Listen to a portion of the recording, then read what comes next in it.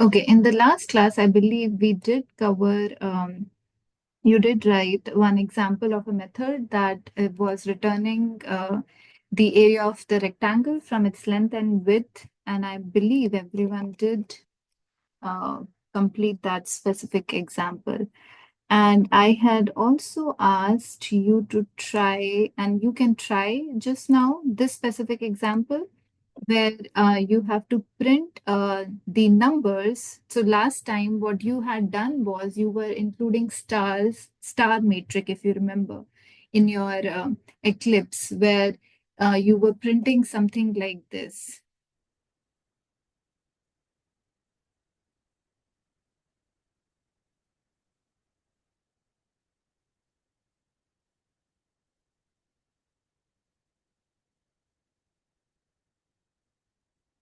Think you had written a program. In the first line, it was 1 star. In the second line, it was um, the 2 star. In the third line, it was 3 stars. And I believe you had written like four rows with 4 stars. So what I want you to try today is something like this, and you have to include a method in this case. And we are writing all these programs so that you get comfortable with loops as well as how you can create methods.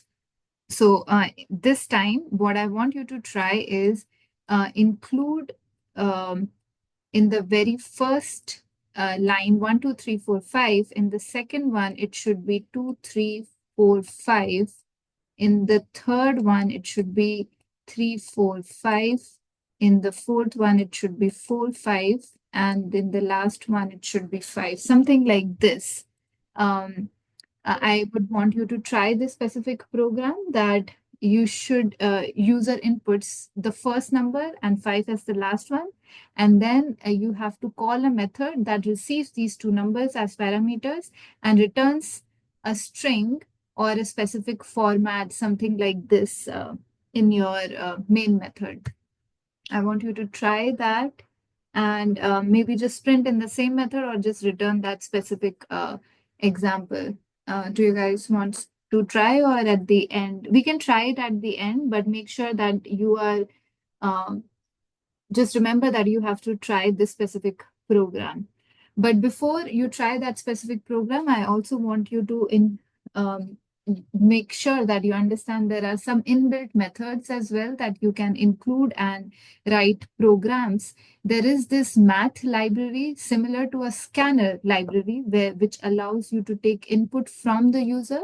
There is also a math library which allows you to process some mathematical operations. And these mathematical operations are so many. These are like absolute method, round method, ceil, floor, log, max, integer, power, square root, and random. So what you do is, as I mentioned, I have talked about this, like math is another class similar to your main class that you generally write. So math is one class, and there are so many methods inside that math class. The examples of which include like SQRT is one method which is available in your math class. Round is another one which is available in your math class.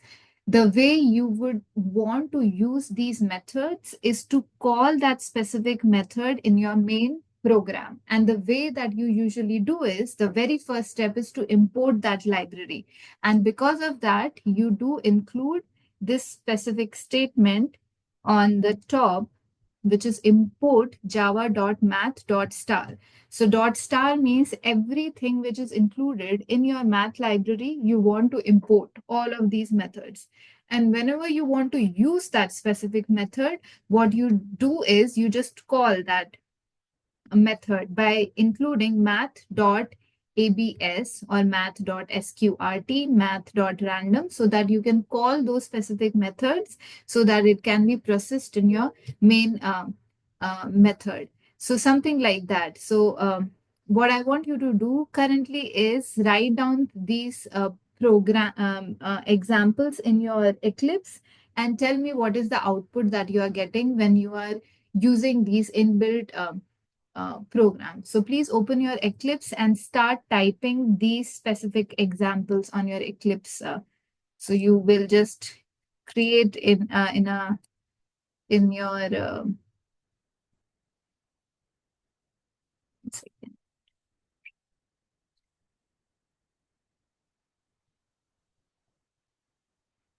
Yeah, one statement. In one statement, just include minus math.abs and just include each of these methods in your Eclipse so that you know what exactly each of these methods do when you call.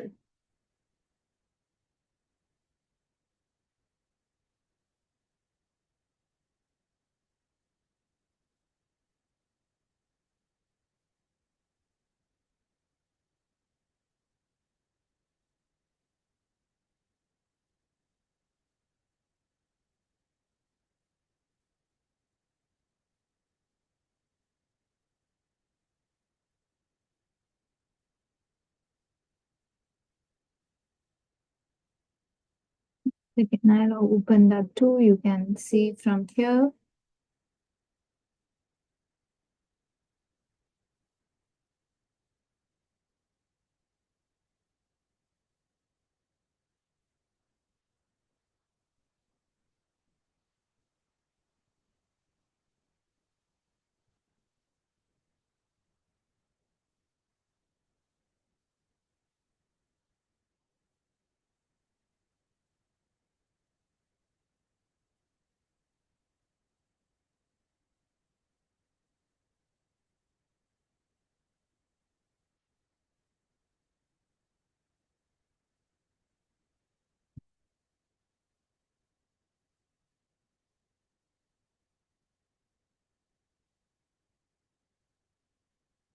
So as I mentioned, the very first step that you are supposed to do is just create a class and just include import java.math.star.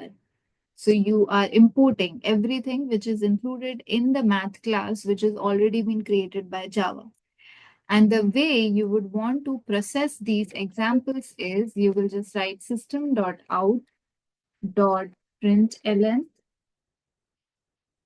And then inside this, you can just have all of these functions being called. So math.apps is the absolute value. It will return the absolute value of a specific number. So if I say 1.23, it will return a negative minus 1.23 will return your just the positive value. So this, since you have to return its absolute value is, if it is negative value, it will return the positive value, just the absolute number rather than the negative number. So this allows you to process an absolute value. There is another mm, things that you can write is, let me close all of this. Okay. Power function. So once again, system.out.println. If you want to calculate a power of a specific number, what you do is you call, so you will uh, create the math, you will call math. Math is the class, and you have to call that specific method. And here we will be calling the power function, which takes two parameters, the base value and the exponent value. The very first value is the base, which is 3 to the power of 2. If you want to process, you can include this in math.pow. And I can run this and you will see that it will process 9.0. So since it returns a double value, that is the reason you are getting 9.0 as an output over here, not just 9. Because if you see over here, math.power is the return type over here is a double value.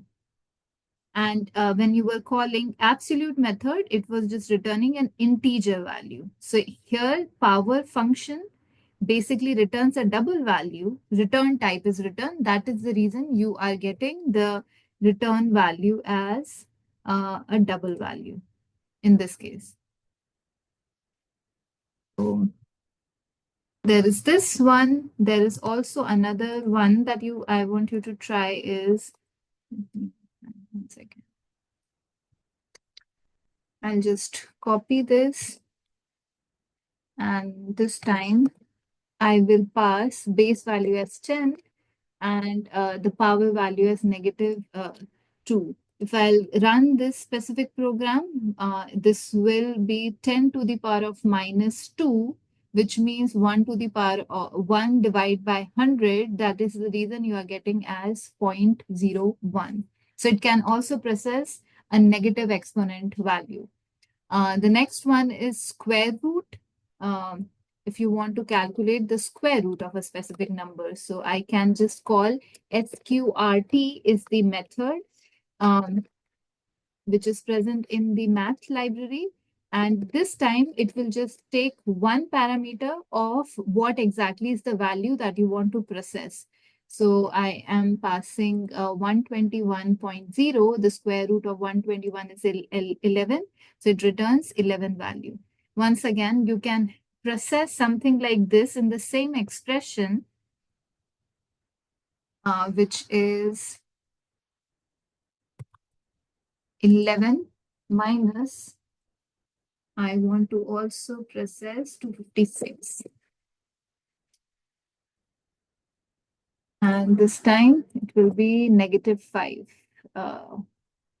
which will return, this will return our first value, which is 11, and minus 256. Sorry, 256 is 16. 16 square is 256. So 11 minus your 16 will give you -5 value.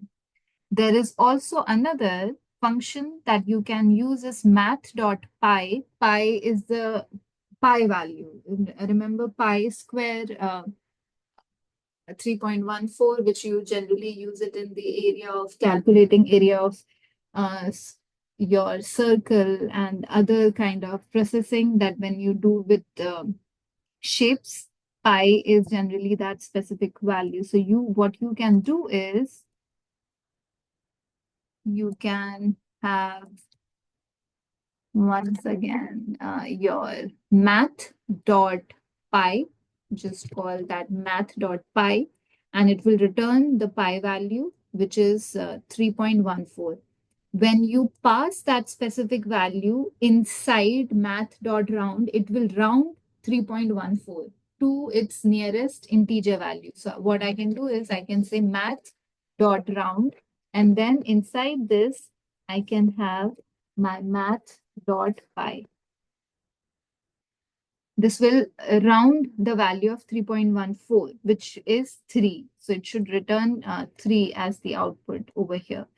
It will return the closest value rounded to the integer value. So if, for instance, if I pass 3.78, it will round it to the closest integer value, which in this case is 4, because any value greater than 3.5, it will consider as 4. So you can pass that specific function as well. There is also math.e, which will give you the e value. So math.capital E will give you the value of e, which is 2.71.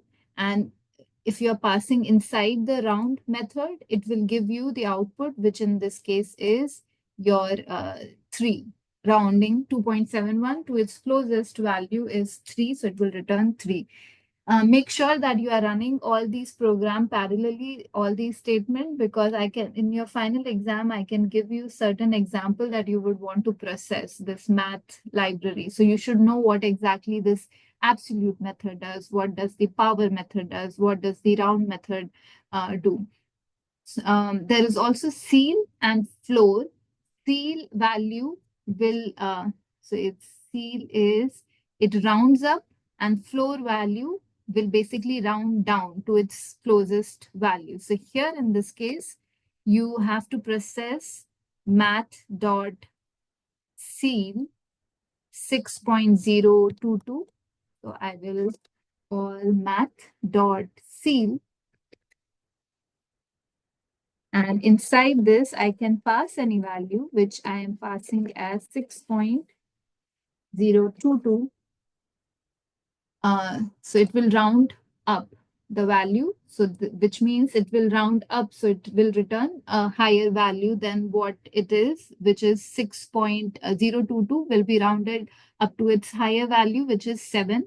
And if you use the floor, it will round up to its lower value, round down, which will return a 6 in this case. So make sure that you understand this specific method, both ceil and floor. These are some other methods which are available in the math library. There is also one more, which is math.min, which you can call to find the minimum value between the two values which you want to process. So here in this case, I will pass math.min, which will take two parameters, which you can pass is two values that you want to compare. So for instance, I want to compare -3 and -5. It will give me the closest minimum value, which is -5. -5 tends to be on the rightmost side in a number line. If I say it as 3 and 5, it will return 3 as the lowest number. So 3 is the lowest number.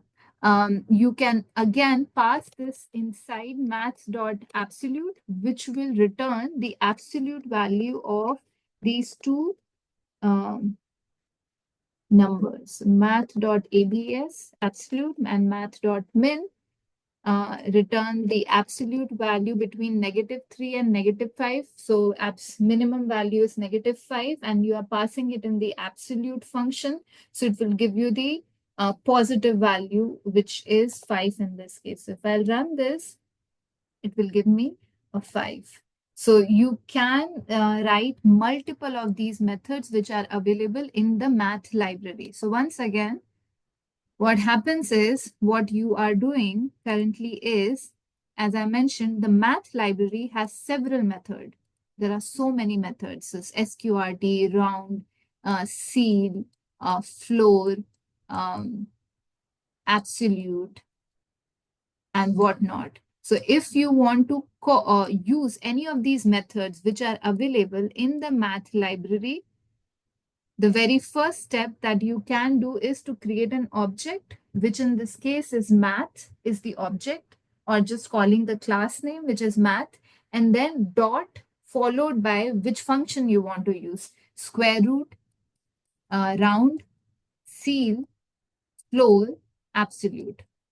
Minimum is another one, and which will take two parameters. So if you pass a single value, it will give you it will give you an error. So this is a kind of a syntax error or a logic error. Can anyone tell me, if I write down math.min and just pass a single value, what kind of error it is?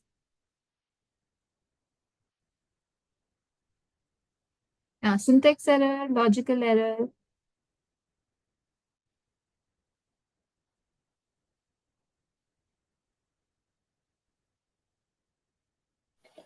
Would it be a syntax error? Yes. Good, Lillian. It will be a syntax error because you have not followed the correct syntax in this case, which is taking two parameters, which is two values. And you had just passed a single value. That is the reason it was giving you a syntax error. I can, in your exam, ask you a question where I'll give you the code and I will ask you find the error in this case, which could be a syntax error. So you should know what exactly the syntax error. I can also ask you to identify the logical error when the logic is incorrect, and you would have to include the right code or change the code to write down in the correct manner. So math is a library which is available. If you remember, another library that we have used tremendously is Java.lang.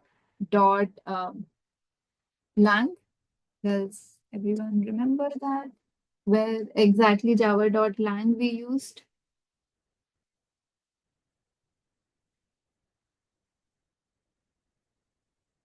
Does anyone remember?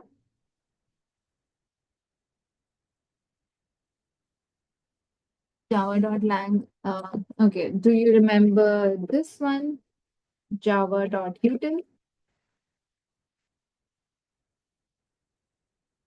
What was java.util for?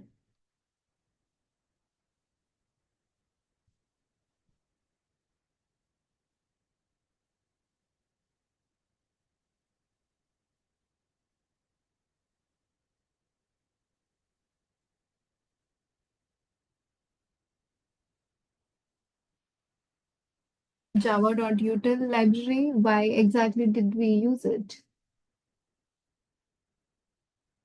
We use it whenever we need to do a scanner for input.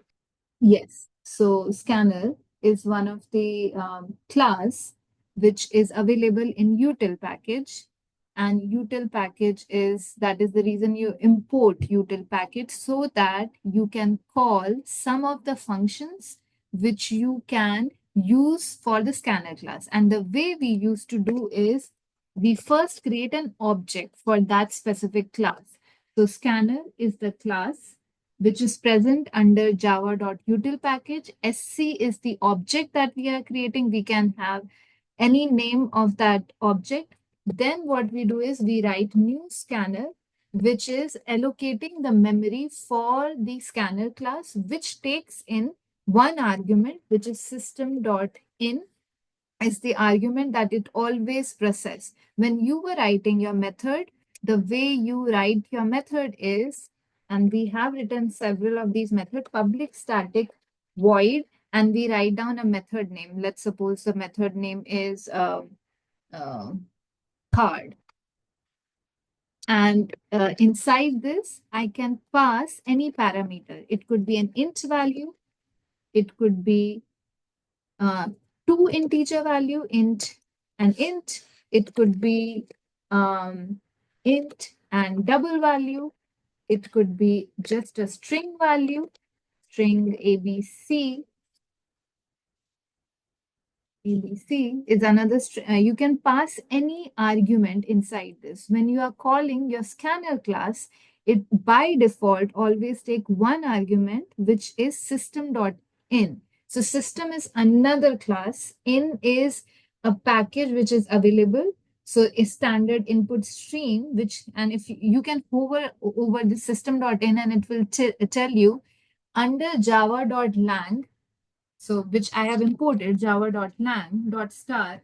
System is one package which is available, which is a useful class which can instantiate any whether you want to process any input value or you want to process out any output value. So system.in is one kind of an argument that you pass inside the scanner class, similar to when you create your method, you do pass certain values, which is integer value, double value, float value, and whatnot.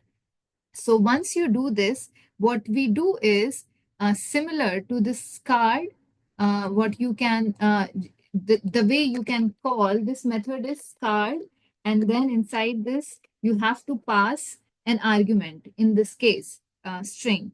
However, if you do not include the static keyword, let me if just remove it, I will get an error.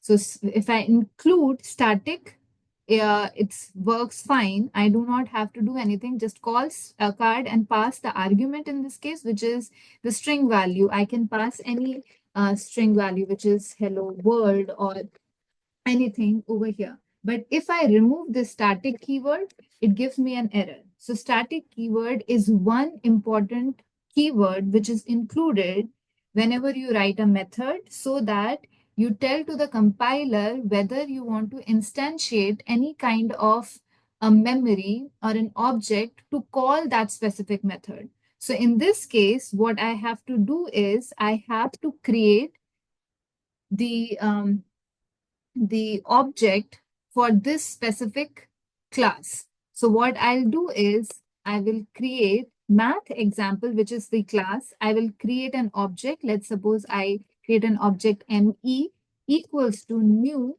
math examples, because that's the class name. And then in order to use that specific method, I will use the object that I have created, which is ME, which is me dot card, and the error should go away. So what exactly we are doing here is, when you do not include, always remember that is the reason static keyword is always important. If you include a static keyword, you don't have to create an object. However, if you do not include the static keyword, then in that case, you have to create the object of the class. So here the object of that class, the class is math examples. So you will create an object, which is, in this case, I'm just creating me.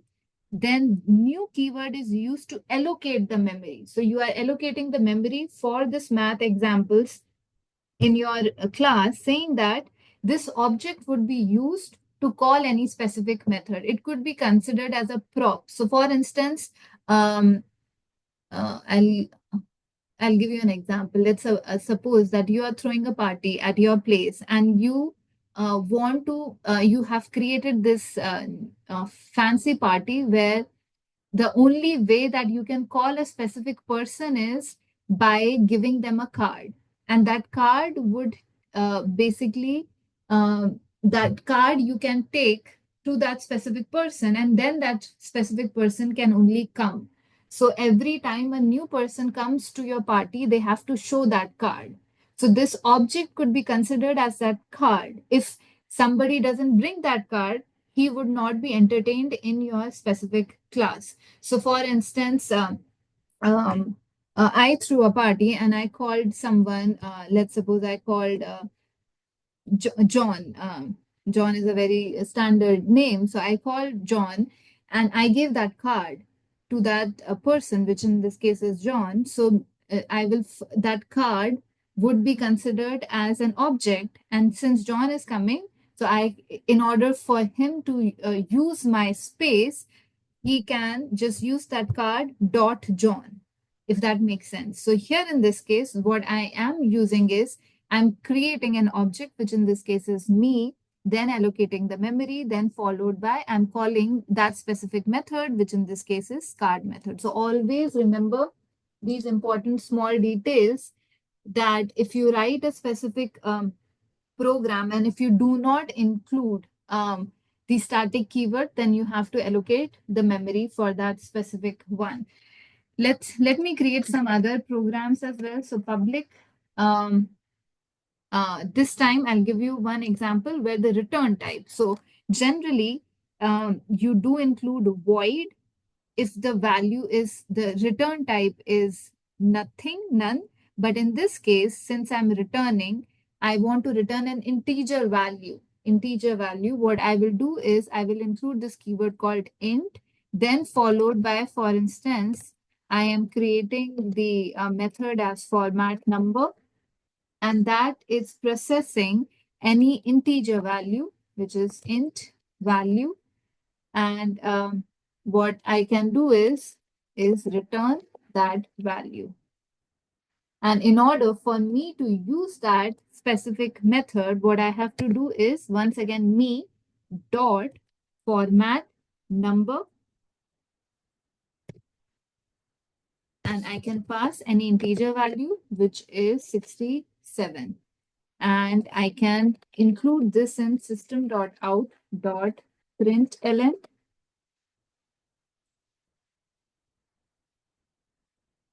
which is me dot format number. It will format if whatever I want to process that value. Currently, I'm not processing any operation. It will just return, which is 67.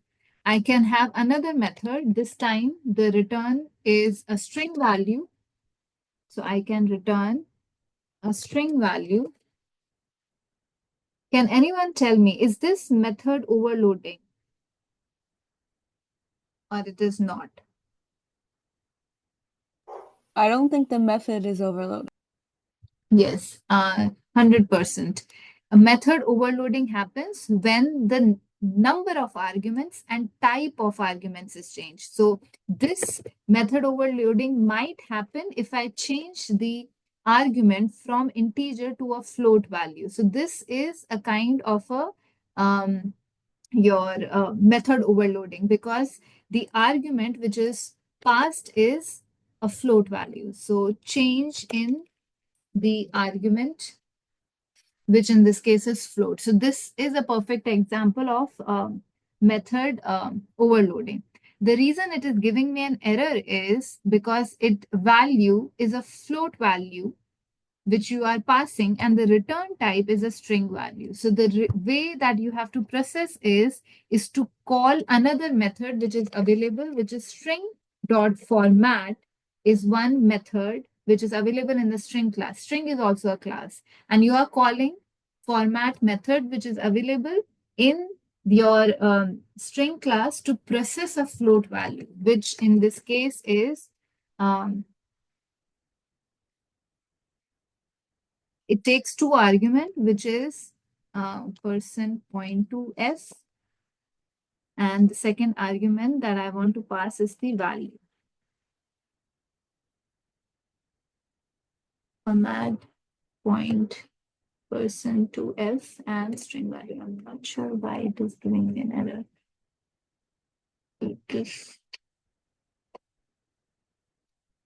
Okay, this one. Yeah, I included two round brackets. So format will process that float value and it will return it into its corresponding string value in order to process. If I want to call now this specific method, the way I would be doing is something like this. Me.format number, and this time I will pass this as 89.98. That's a processed value that I want to call. Let me see the error once again. Oh, this is a float value. So it would be 89.98f. So can anyone tell me line number 17, once if I'll call, will it go to this first format number or the second format number? And when I call line number 18, will it go to first format value or the second format value? I may be mistaken, but would it go to the second one? For 18? Yes. Yes. So for 18, since you are passing a value which is a float value, it will go into the second format value. The first one, since you are processing an integer value, it will go in this first format value. This is a perfect example of method overloading. When you are passing an integer value, it will go to an format number method, which is processing integer value. But in the second one, it will go to a float one. Let's write another method. This time I will write down, this time it will process a double value. Double value, and rather than point to f, I'll just say 0.3 f. It will also return a string value, and in order for me to process this, I can just write 89.98. So now, can anyone tell me for my 19 line, will it go to first format, the second format, or the third format number value method?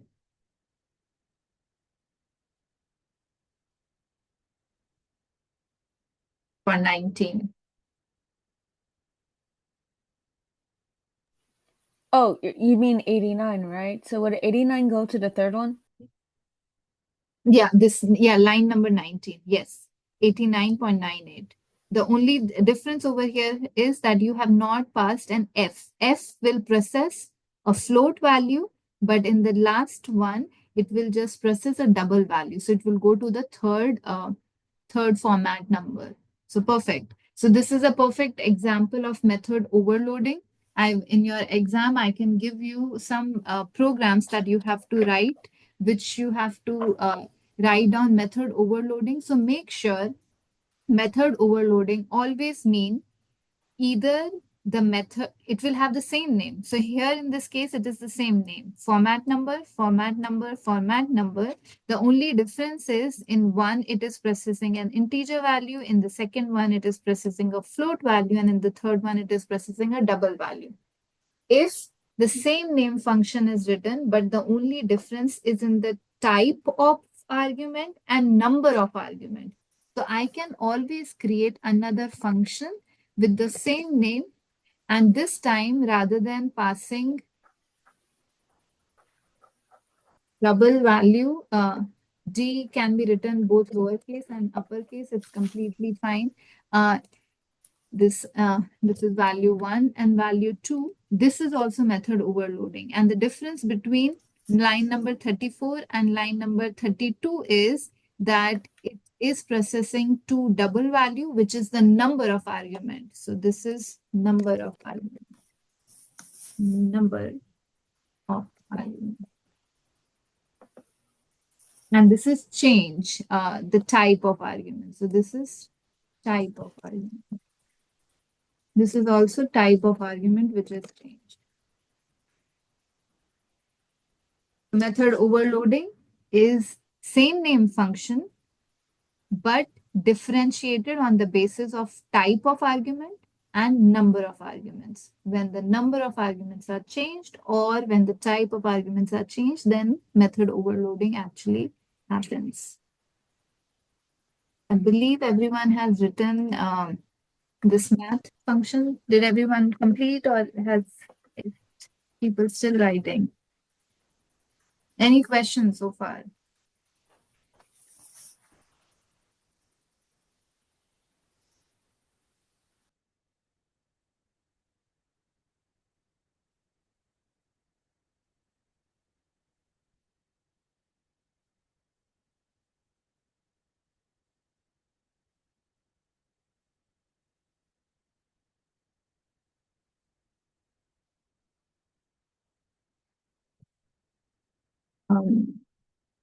Is anyone still writing or everyone has finished writing all of these math functions?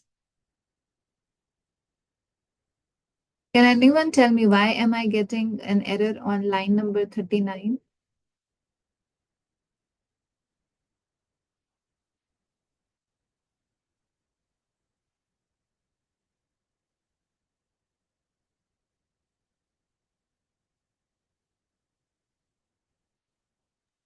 There isn't a variable with that name and that method. It would have to be value 1 or value 2. Yes, perfect. So I'm getting an error because the arguments that I have passed is value 1 and value 2, and I'm processing value which never exists. And that is the reason I'm getting an error in that case. So every time when you are passing any name, you should use the same name. If you change that name, then in that case you will get an error. The other important thing that you should always remember in method overloading or method writing is that you can pass any value. So here in this case, rather than passing 67, what I can do is I can say int n equals to maybe 10. And inside this format number, I can pass n. So the way it will process is that line number 18, since it is processing an n value, which is a kind of an integer value, it will go to format number, which is processing an integer value. So as soon as n values pass to format number int value, this n value, which is 10, would be processed as value. So n equals to value, which is equal to 10. And since then you are returning that specific value, it will just return the value, which in this case is your 10. So you can change the name. What about if I change this to value and inside this I'll pass value? Does that even work? Do you think that will work, or if there is a problem in this approach?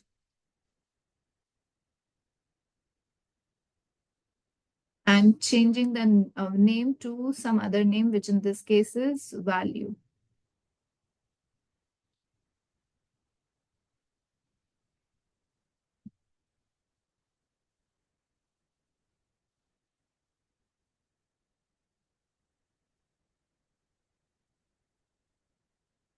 You mentioned there was a problem. I didn't hear what exactly. What did you mention again? Like, would there be a problem if what was switched? So if rather than passing an n value, which in earlier I was passing n, what this time I have changed this is rather than passing an n, I'm passing in value.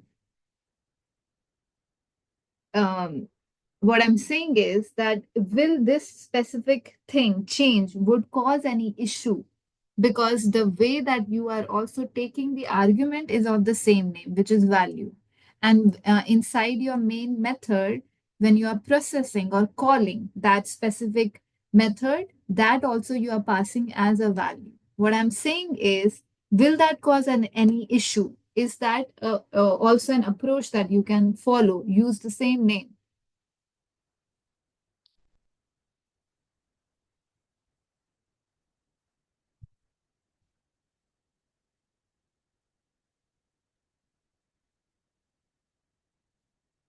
Okay. Can anyone tell me what would be the output for line number 18?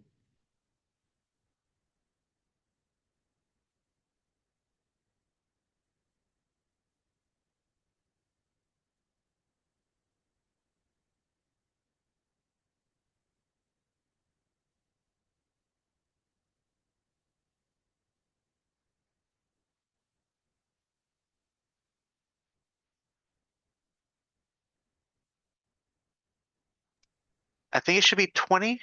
Yes, it is 20. Yes, perfect. So what you are doing is that even though, so remember this particular thing, I don't think I have ever talked about it, but I think it was just by default that you should understand this specific thing, that whenever you include anything inside curly brackets. So for instance, curly brackets are considered as an opening door and a closed door. So once you open the door, anything which is inside that open door, you can process. And once you close it, which is when you come outside that method, you cannot the scope of that whichever is written inside the curly brackets is limited to the opening and the closing of the brackets. So what it means is this could be an opening door and this is closed door. So if, for instance, I have created a variable called value in the main method, and if then you are calling some specific method and you are going to some other memory space where value is called and you are processing the same value, which is value got changed to 20, and then you are passing that specific value again, 20 would be passed. In this case, 20 would be passed over here. A good approach is, let me just make it as n and this also n. What is going on in this specific code is, so you had your main method where you had created an n value, which is 10, and then you are calling the format number as the method, which is passing n. That will go to format number wherever it is present. It will change that n value to, since you are processing a public string or public integer format number, and this n value is changed to a value. So this n value gets replaced to value, and you are processing that value to now as 20. And as soon as you will come out over here, since you are returning that specific value, which in this case is an integer value, it will come over here and this 20 will be printed over here. So when you have opened the bracket and you have closed the bracket, the scope is just limited to that method. When you come outside that specific method, you are no longer be able to process anything which is inside until and unless you come back using a return value. So here in this case, you are passing an n value. That n value is passed and it becomes a value which you are processing as value equals to 20, and then you are returning. So it comes back over here and then it will just print output as value. So the scope of a specific variable is limited to wherever it is defined. If it is defined inside a curly opening bracket and close bracket, it would be just limited to that specific method. If you pass that specific value and then you process that value and then you return it back, you can still process that specific value. So in the last example, what I did was I had made this as value and this is value again. So you are taking a value variable, you assigned 10 to it. That 10 is given to format number. You are processing that 10 to 20. It comes back to your main method, and in the main method, you are just again printing that value which got changed to 20. So the scope of the variable always plays a very important role. Just remember that. So I did cover all of this. So this specific thing is the new term is constructor. I don't think I'll cover constructor. Constructor is just a way of allocating memory for the class, but scanner system.in is that you are calling the constructor for this specific class, which is scanner class. And don't worry about that specific thing. Then if you want to use any of the method, you will call that object, which is scnr in this case, since you have created an object which is scnr, and since you are using a specific method, so scnr dot next int is the method which you are calling using that object which you created by scanner scnr. So that is another thing. Variable name, method or field using that specific object that you have created, and you are catching it in this I number value. You can do that specific thing as well. So in the same program, rather than doing something like this, I can just say value equals to me format number value, and then I can say system dot out dot println and then value. So you are processing that specific value. You are storing that return, which in this case is 20, to this value, and then you are printing that specific value. So it's the very same, that this is a variable catching the output of this specific method and storing that output in this I number, which you have created. Um, One more example that I wanted to cover is tracing, very similar to debugging. So in the last class, we did cover how exactly you trace a specific variable using that debugger. In the last class, we covered. In today's class, what I'll cover is how you can trace a specific value when several methods are called. So take at least 2 minutes to just understand what is going on in this specific code, and then I will trace that specific code and I will tell you the output. But what I want you to try meanwhile is process this particular code and tell me what would be the output that you would be getting in this example. And please write down your answers in the chat so that I can also give you attendance for today's class. So understand this piece of code and tell me what would be the output of this code by writing down in the chat window.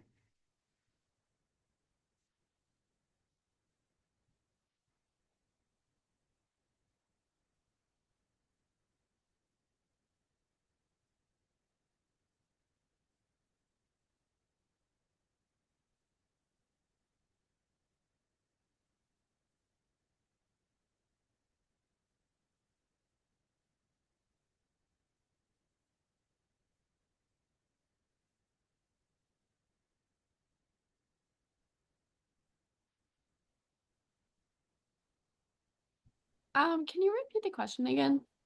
I want you to tell me what would be the output of this code. You can write this code on your machine and tell me, or if you don't want to just write, just solve it and tell me what would be the output of this specific code. The code is the one that's in the green, right? The public static void main string. This entire program. Okay. Okay. I just want to make sure. Thank you.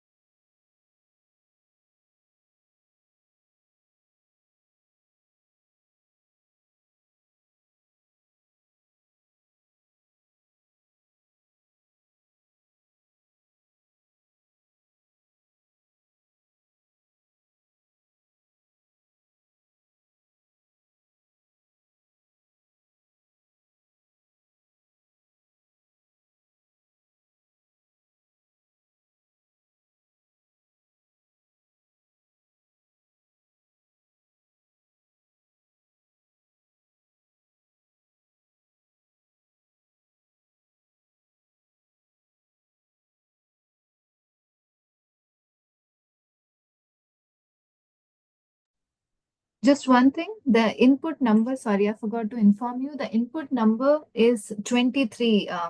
The only assumption that you have to take in your piece of code is that the value that you are entering in order to process this function, which is quantity and is mult 3 and 5, the input value is 23.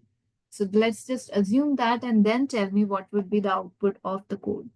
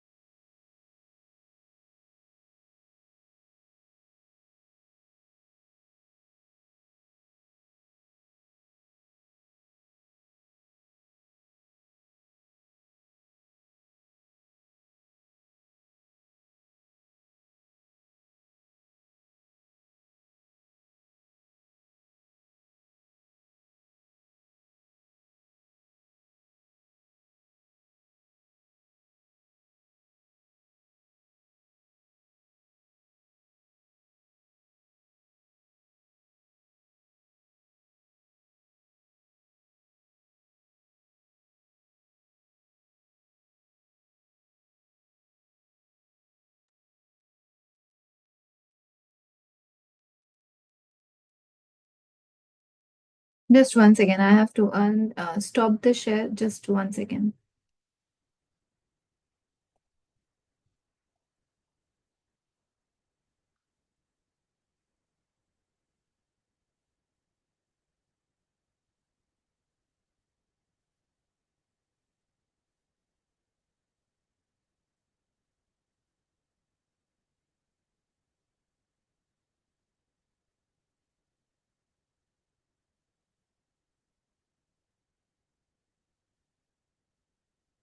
So I did note what Aaron and Alexander have given the output, and I think your output is right.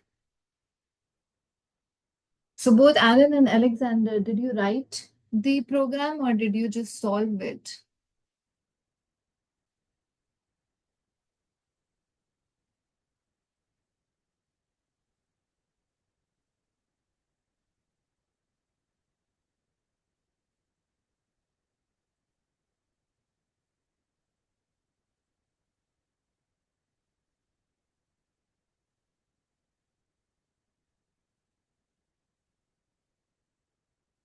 Second again, sorry.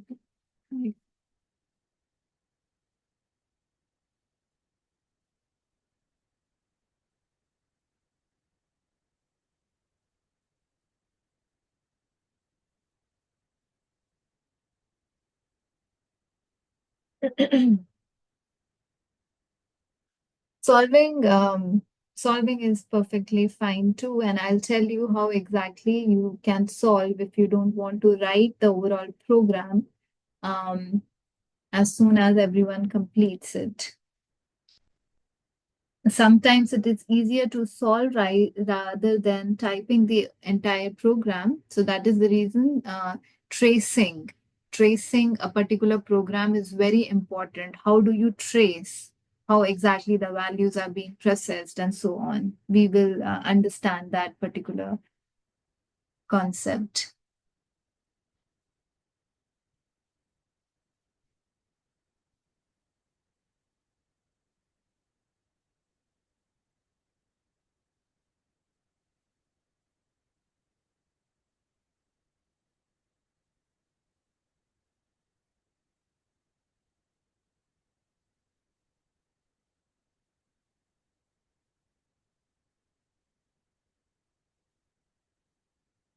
One second, I have to again stop the share. One second.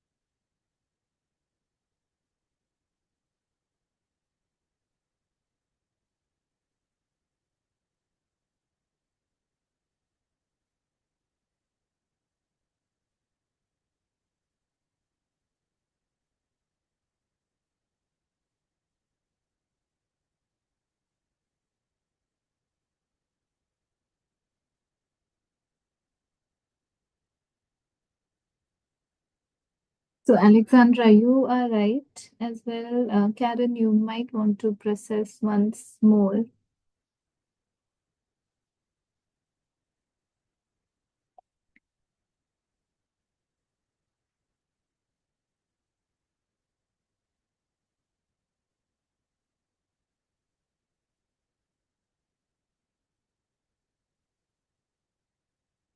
Michael, you are right too.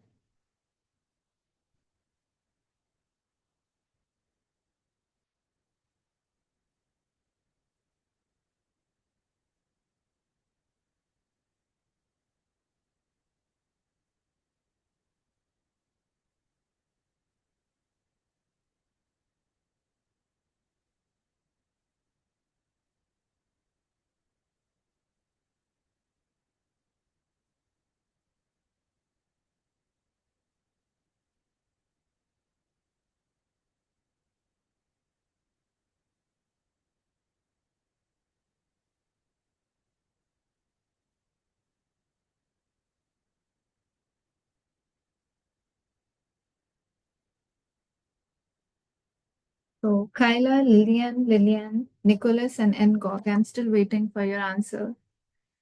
Take 5 more minutes, and then I will tell the answer.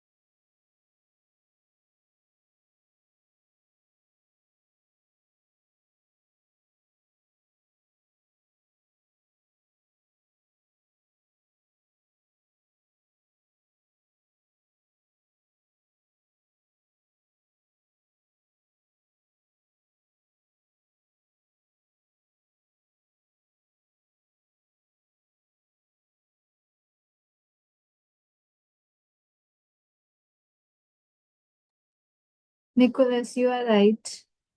Uh, Kyla, you are also right. Lillian, no, you might have made some mistake in the code, and I'm just waiting for Lillian without E. Lillian and Ngok whenever you can share. 3 more minutes, and then I'll trace the overall program.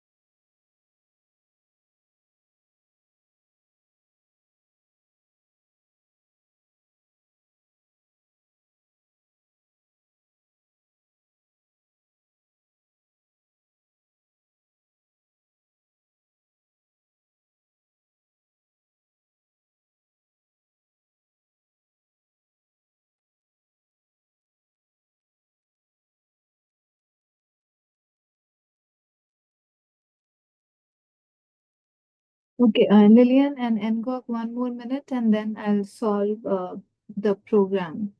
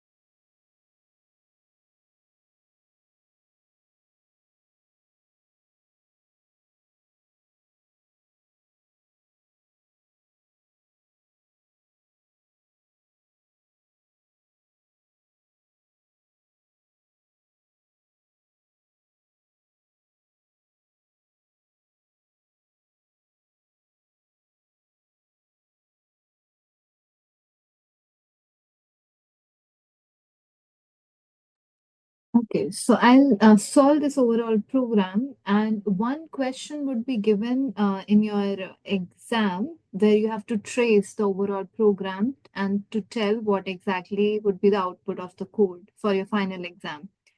So here, s- uh, when the code is given, the very first step that you are supposed to do is where exactly the main function is written. So main function is written over here, which is main. So you will directly come over here. So that is the reason if you want to trace this particular program, the green basically says which line I am currently. So the very first step is that you would have this specific line which is taking in arguments. The next step is that you are processing a scanner object. So next line would be processing a scanner. Next is int number input, which is the variable that you have created, which is 23 in this case, which you are taking as an input from the user. Next is system.out.println, which is you will be calling the quantity method, which is processing num input as the value. So since you have passed 23, quantity 23 would be processed. So this is processed, quantity 23. And the argument that has been passed is 23. So as soon as you call over here, it will directly jump to where exactly the function is written, which is given in this green line, public static int quantity int number. Here inside this, as soon as you will process that, the next line it will process is count equals to 0. So count equals to 0. So you have to write down in some this specific manner. So arguments, scanner, num input, quantity 23, number 23, count is 0. That's how you trace a particular program. You are allocating memory for certain variables and you are entering some values on how exactly the values are being updated. Next, it will go to the next for loop, which is int I is equals to 5. So I has been initialized to 5, which is less than 23 because it is comparing I is less than equal to 23, which it will process. Yes, it is true. So it will go under next method, which is mult 3 and 5. So this method would be called passing that variable, which is 5. So is mult 3 and 5 and 5 as passed as the argument. And this I would be changed to int num, which will be 5. So num would be equals to 5 as well. The way I was explaining in the previous program that when you pass a specific value, and if you are catching in some other method, and if you have cached in some other variable, that variable would also have the same value on what exactly you have passed, which in this case is I. I is 5. And since you are passing that in num, so num equals to 5 as well. Now inside this, it will process whether that value that you have passed is divisible by 3 and 5. So mod, if you remember, mod will tell you the return value. So when you divide 5 by 3, what is the remainder value? When you divide 5 by 5, modulus function basically tells you the remainder value. So when you divide 3 by 5 versus when you divide 5 by 5, if the remainder value is 0, in both the cases where if the remainder value is 0, then only return true, otherwise return a false. So here in this case, as soon as you pass 5, it will check. Let me see. So it will check 5. It will divide 5 by 3. So 3, when you divide by 5, the remainder value is 5. So this condition will become false. The second condition is when you divide 5 by 5, 5 times 1 is 5, the remainder value is 0. So this condition becomes true. So false and true would give you false since it's an appended by an AND operation. So this becomes false. So it will return false. So that's how your output would be false. The return type is false in this case. Next, it will go to the for loop and you will change the I value to I plus 5. So 5 will then become 5 plus 5, which is 10. And once again, you will pass now that I value, which is 10. So is mult 3 and 5. And this time I value would be passed as 10. So is 3 and 5 and 10, which is passed as an argument. So once again, it will come over here. Num value would now be 10. That is the reason it is 10. And then you will divide 10 by 3. So 3 times 3 is 9. The remainder value is 1. So this value would be false. And once again, 10 divided by 5. 5 times 2 is 10. Remainder value is 0. So false and true. False and true would give you a false value. So the return would also be false. So this time it becomes false. Once again, you will do I plus is equals to I plus 5. So now I value would be changed to 10 plus 5, which is 15. So in the next iteration, 10 would be changed to 15. So once again, you will call is mult 3 and 5 function, and instead of passing 10, you will pass 15. So you will see over here is mult 3 and 5, and the argument that you have passed is 15. And since it is catching, this num value would be 15. And once again, what you will do is you will divide 15 by 3. So 5 times 3 is 15. The remainder value is 0. And 5 divided by 15 is 5 times 3 is 15. Remainder value is 0. So this becomes true. This becomes true. True and true would give you true value. And this time it will return true. So this is true. And here, since this becomes true, this value becomes true, you will do count is equals to count plus plus. So count value was 0. So this time count value would be plus plus. So it will be changed to 1. So 0 would be changed to 1. Now once again, you will do I is equals to I plus 5, which in this case is 15 plus 5, which is 20. So once again, you will pass that is mult 3 and 5 to 20. So you will see that is mult 3 and 5 to 20. Num value would be 20 in this case. Once again, you will divide 20 by 3 and 20 by 5. 6 times 3 is 18. Remainder value is 2. And 5 times 4, remainder value is 0. So this is false. This is true. The output would be false. So it will return a false value, which will come over here.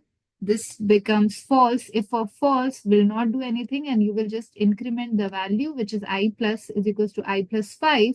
The previous I value was 20. So this time 20 would be replaced by 20 plus 5, which is 20 it will not go inside because you got this number 25 and 25 is not equal to 23. So it will come outside. The count value would be returned as an int value, which is 1. And here system.out.println, your output would be your overall output. Output would be 1. Did everyone did it make sense how exactly you will solve it if you do not have to write down the overall program, how exactly you trace a particular program? Did it make sense?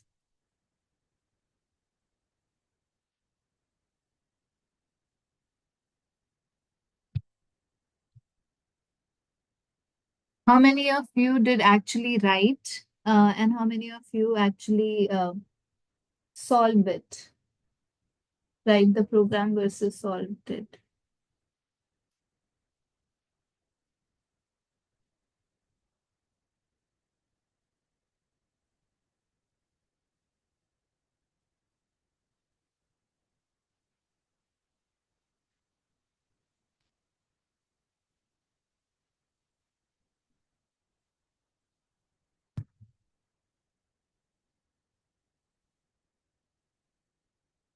Okay.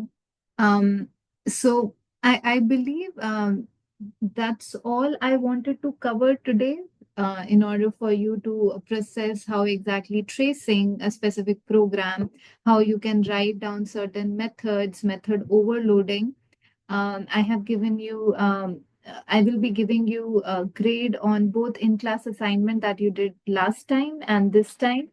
So it would be accounted in one column, which would be added in your grade book. You have your one quiz, which will be due on Monday next week, and one assignment, which is due on Friday. So make sure that you complete that specific program as well and submit both your assignments, both quiz and the assignment the same way. You have to take a screenshot of your console and tell me the output, show the output as well. And I believe next week we will cover some more concepts related to classes and methods, and then I'll also cover arrays, which is very important part, and that would actually help you to do your project. So next week I'll cover very important concept, which is arrays that would help you to write down your project as well.